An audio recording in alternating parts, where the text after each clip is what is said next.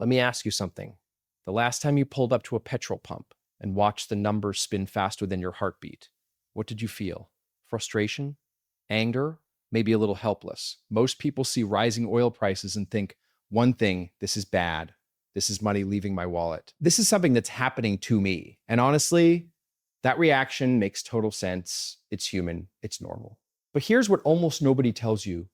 The same force that's draining your wallet at the pump is quietly making certain people extraordinarily wealthy. Not because they got lucky, not because they're smarter than you, but because they understood something about money that most people never learn. They learn to look at economic events, not as things that happen to them, but as signals that reveal where opportunity is hiding.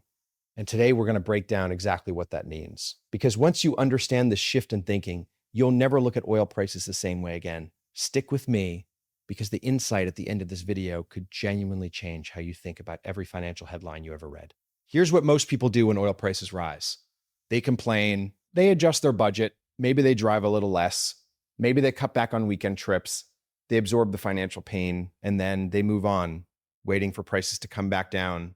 And this reaction is so widespread, so universal, that it almost feels like the only rational response. But what if I told you that this reaction, completely understandable as it is, actually reveals one of the most expensive mental habits that keeps ordinary people from building wealth? There's a concept in psychology called the victim versus the observer mindset. And it's not about blame. It's about how your brain processes financial information. When most people see bad economic news, oil prices rising, inflation going up, interest rates climbing, their brain immediately calculates what this costs them. It's automatic, it's protective, it's evolutionary actually, because our brains are wired to detect threats faster than opportunities. But wealthy investors, they train themselves to ask a different question. Instead of what does this cost me, they ask what does this reveal to me? And when oil prices rise, what it reveals is enormous. Let's start from the very beginning, nice and simple. Oil is not just fuel. Oil is the backbone of the global economy. It powers factories, ships goods across oceans, heats homes, makes plastics, fertilizers, pharmaceuticals, synthetic fabrics, the list goes on. When you buy a t-shirt, oil was involved in making it. When you eat a banana that was shipped from another country, oil moved it to your plate. So when oil prices rise, it's not just your petrol bill going up. It's a signal that energy costs are rising everywhere, across every industry, across the entire economy.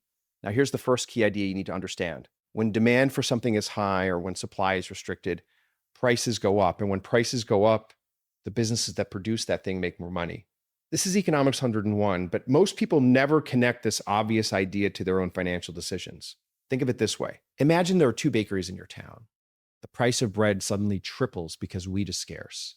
Most people in that town are unhappy. Bread is more expensive. But the bakery owners, they're doing very, very well. The pain of the consumer is the profit of the producer. Oil works the exact same way. When oil prices rise, oil companies, the ones drilling, refining, and distributing oil, earn more revenue per barrel. Their profit margins expand. And when profits expand, investors who own shares in those companies see the value of their investments grow. This is the first hidden opportunity in rising oil prices.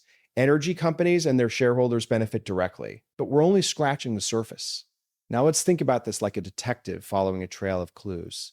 Rising oil prices don't just affect oil companies in isolation. They send shockwaves through multiple parts of the economy. And if you know where to look, each of those shockwaves is a potential opportunity. Follow me here. When oil becomes expensive, businesses and governments feel pressure to find cheaper alternatives. This creates what investors call a tailwind, essentially a powerful force pushing certain industries forward. The most obvious one, renewable energy.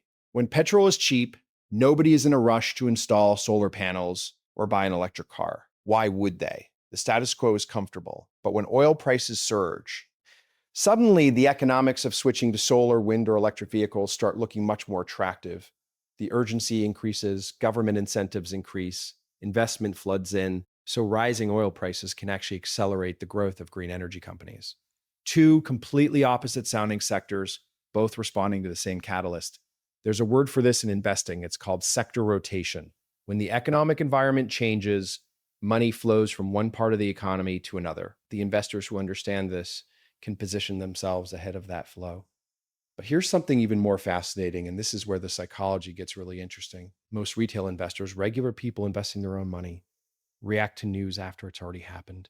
They see oil prices rising on the news, they feel anxious, and they either do nothing or they panic. By the time they decide to act, the market has already priced in the new information. Sophisticated investors, on the other hand, try to think one step ahead. They ask, given what's happening right now, what logically comes next?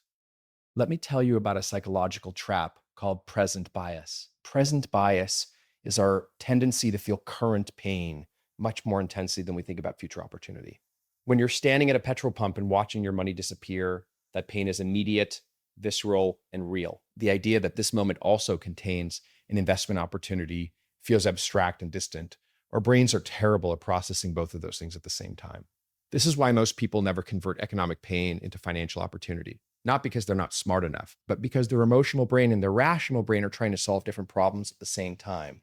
Here's a metaphor I love. Imagine you're a farmer. It rains heavily for 3 straight weeks. Your basement floods. You're dealing with immediate damage. That's real, that's stressful, and you need to address it. But a wise farmer also knows a rainy season means the rivers will be full. The soil will be rich. Next harvest is going to be exceptional.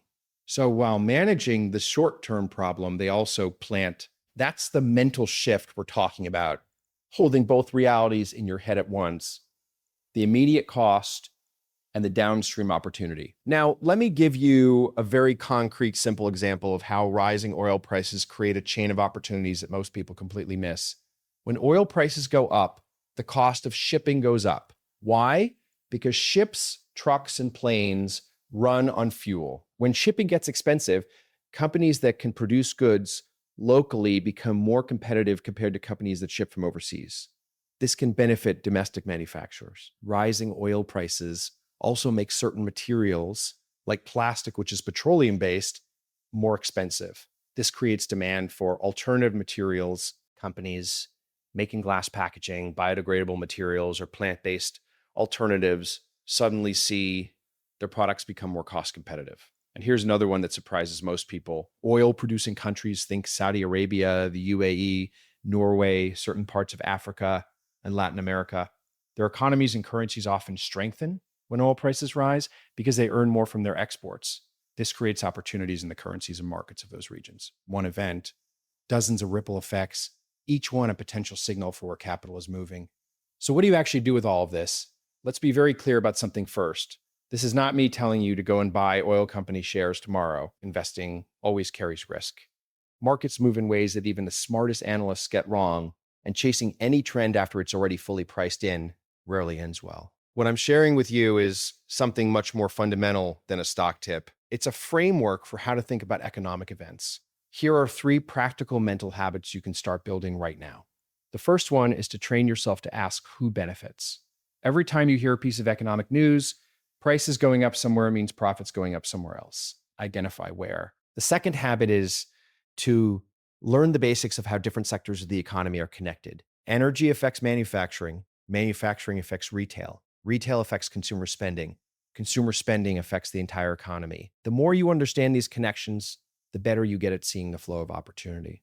The third habit, and this one is about your psychology as much as your finances, is to separate your emotional reaction to news from your analytical response to it. Your emotional reaction is valid. It's human. Feel it. But then give yourself a beat before you make any financial decisions. Ask yourself, what is this situation revealing about the economy? And is there an opportunity here that most people are too emotionally reactive to see? This is not some advanced Wall Street strategy. This is disciplined, clear-headed thinking, and it's available to anyone who practices it. Here's the truth that most financial media will never tell you. Every economic problem has a shadow, and that shadow is opportunity, not guaranteed opportunity, not easy opportunity, but real, legitimate opportunity for those who are trained to see it. The people who built wealth through oil aren't necessarily people who worked in the industry. Many of them were simply people who understood that when the world needs something badly enough, the producers of that thing will be richly rewarded. And the next generation of wealth will likely be built by people who understand that when the world tries to move away from something, the solutions that enable that shift will be richly rewarded. The oil price rise doesn't just tell you that petrol is expensive. It tells you where the stress points are in the global economy. And every stress point is an invitation to think, to learn. And for those who are prepared to act, most people will read that headline about rising oil prices and feel like a passive victim of the economy. But you now have the beginning of a different perspective. The perspective that says, the economy isn't just a force that acts on me. It's a map full of signals. And if I learn to read those signals with curiosity instead of fear, I can start navigating toward opportunity instead of just surviving the waves. The question is not whether rising oil prices will affect your life. They will. The question is whether you'll let that be the end of the story or the beginning of a smarter one. Thanks for watching. If this shifted something in how you think about money and economic events, share it with someone who needs to hear it. And if you want more content like this, simple, honest, and built around how money actually works, you know what to do. See you in the next one.